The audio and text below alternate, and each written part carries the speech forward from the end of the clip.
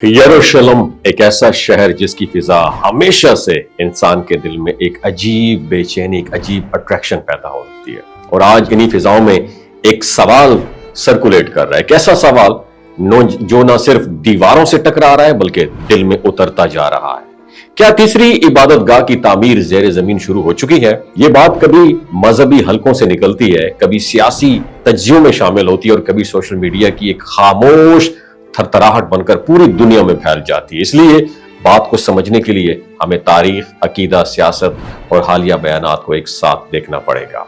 Temple mount यानी हरम शरीफ, ये वो जगह है जिसके नीचे भी तारीख जागती है और ऊपर भी तारीख जागती है। यहूदी अकीदे के मुताबिक पहली और दूसरी इबादत गाहें यहां पर कायम थी। इसी उम्मीद पर आज भी कुछ यहूदी मजहबी ग्रोह मुकम्मल तैयारी के साथ तीसरी इबादत गाह का ख्वाब देख रहे हैं। उनके पास मॉडल्स हैं, मजहबी लिबास है, तरबियत याफ्ता पुजारी है और कुर्बानी की बर्तन भी तैयार रखे गए हैं। और ये सब देखकर बाज मुबस्सिरीन कहते हैं कि चाहे ऊपर कुछ भी ना हो लेकिन दिलों में ये मंसूबा बहुत पहले शुरू हो चुका है।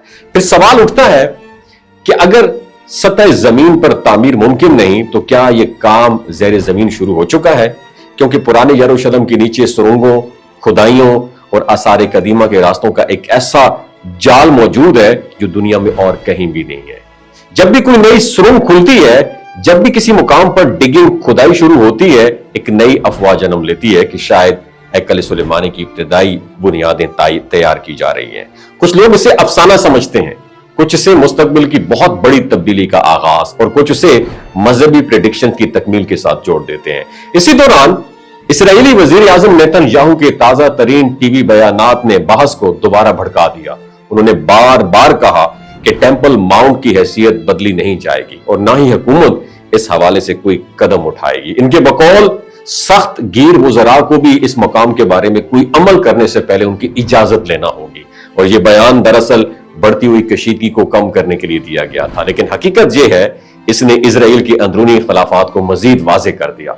लेकिन दिलचस्प बात यह है कि नेतन्याहू के ऐलान के बावजूद मजहबी ग्रोहों की सरगर्मियां भी जारी हैं और उनके हामी इस बात पर कायम है कि एक दिन हैकल जरूर बनेगा।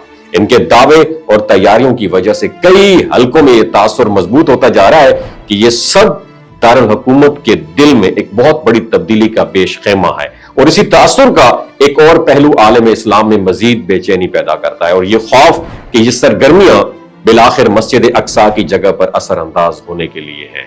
और बहुत सारे मुस्लिम मुबस्सिरीन समझते हैं कि इन ग्रोहों का टारगेट वही मुकाम है जहां आज मस्जिद अक्सा और किबतुल ज़ोहरा मौजूद है। अगरचे इसराइली हुकूमत कुछ भी कहे लेकिन सरगर्मियों का रुख और इंतहा पसंदों के बयानात इस खदशे को हमेशा जिंदा रखते हैं। हकीकत यह है कि हरम शरीफ जैसे हसास मुकाम पर कोई भी अमली इकदामात उठाना, चाहे जमीन के ऊपर हो या नीचे, खित्ते में आग लगा देने के मुतरादिफ है। इसलिए गवर्नमेंट लेवल पर ऐसा कोई मंसूबा शुरू होना तकरीबन नामुमकिन है।